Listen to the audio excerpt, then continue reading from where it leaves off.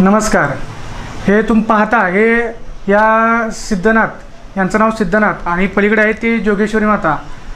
हे या किडेबिसरी गावचे कुलदैवत आणि ग्रामदैवती आहेत आणि मी या श्री सिद्धनाथांचा वंश परंपरागत पुजारी आहे।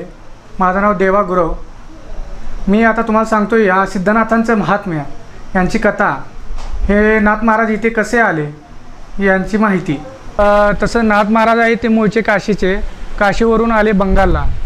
त्यांना तिथे 12 गाड्या विद्यमालक असं म्हटलं जातं, त्यांना सिद्धी प्राप्त झाल्या।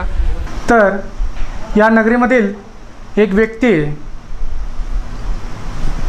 बंगालला गेले होते, करणी वगैरे गोट्या वगैरे आणण्यासाठी बंगालला गेले असता तिथे कित्र मैल चालल्यानंतर नाथांच्या वस्तीवर त्यांनी विश्रांती घेतली होती। तिथं त्यांच्या पुजाऱ्यांसोबत तिथं नाथांची सेवा करू लागला आणि भाऊक होऊन एक दिवशी नाथांना म्हणाला, मला ही करणी वगैरे असल्यातून बाहेर काढा, मला ही काही नको, मला फक्त तुमचं रूप दाखवा, मला दर्शन द्या।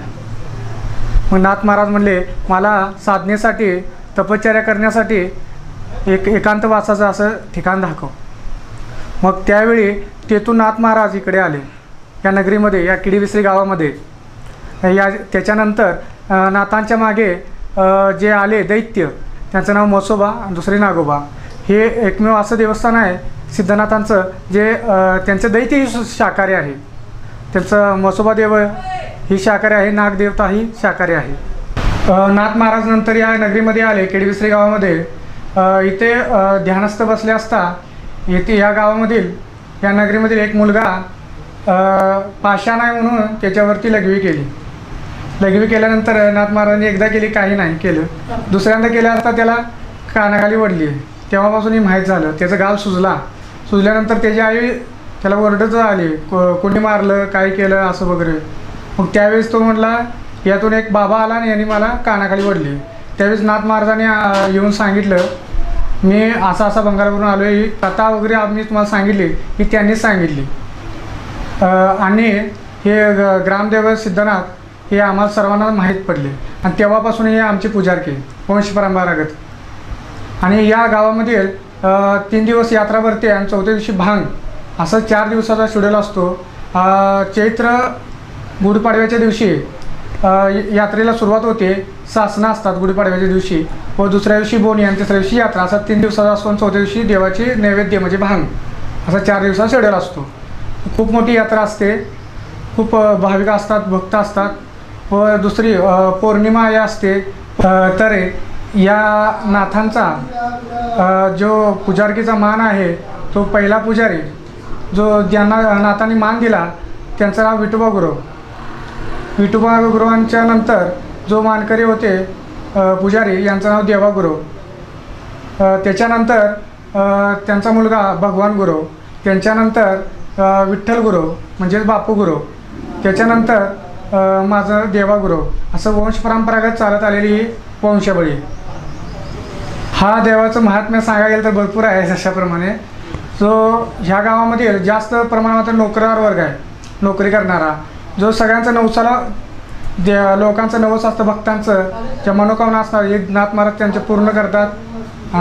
कोण नोकरीच्या मार्ग असो, कोणाला मुलं असेल, त्यांना मूल नसेल त्यांना मूल ही करतात, भरपूर प्रमाणात असे हे होतात। नवसाला पावणार म्हणून जास्त करून मानतात आणि नोकरी केल्यानंतर देवाला पहिला पगार ही देवाला वाहतात। असं या देवामुळं आपल्या किडीबिसरी गावामध्ये 50 पोलीस, 50-100 शिक्षक असतील, हो, आणि 25 ते 30 मिलिटरीमॅन आहेत, हो, आणि मोठ्या हुद्द्यावर पण काय अधिकारी झाले, हो, काय मुली झालेत, काय मुलं झाले, त्याच्याबद्दल तुम्ही सांगा।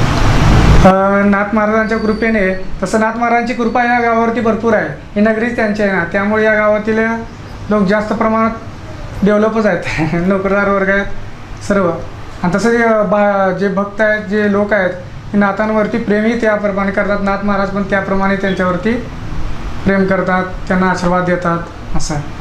बरं, इथं कोणत्या दिवशी कोणत्या सणाला आणखी आरास केली जाते देवाची? आरास हे पौर्णिमेला केली जाते।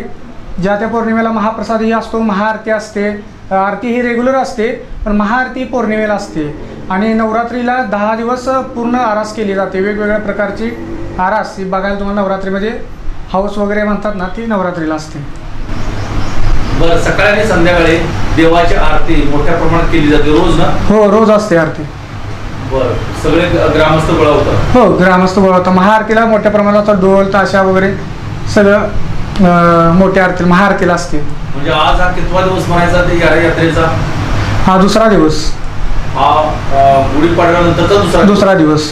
उद्या तिसरा दिवस आणि चौथा भांगाचा म्हणजे नैवेद्याचा, म्हणजे 4 दिवसात पूर्ण शेड्यूल असतो. पालखी सुरू होते गुढीपाडव्याला. सासनं असतात. सासनं झाले की त्यावेळेस पालखी असते आणि पालखी खेळतात ते तिसऱ्या दिवशी यात्रे दिवशी. हा, उद्या यात्रे दिवशी काय तुम्हाला ते बघायला मिळेल. हो, सर्वांना आभार आहोत, कारण एवढं सेवा गुरुवारी चांगली सांगितलेलं आहे. खेडी ग्रामस्थ लोकांना आणि इतर लोकांना हे खेडी ग्रामदैवत सिद्धनाथ देवाच्या चरणी आम्ही नतमस्तक होऊ आणखी देवाला आशीर्वाद मागतो.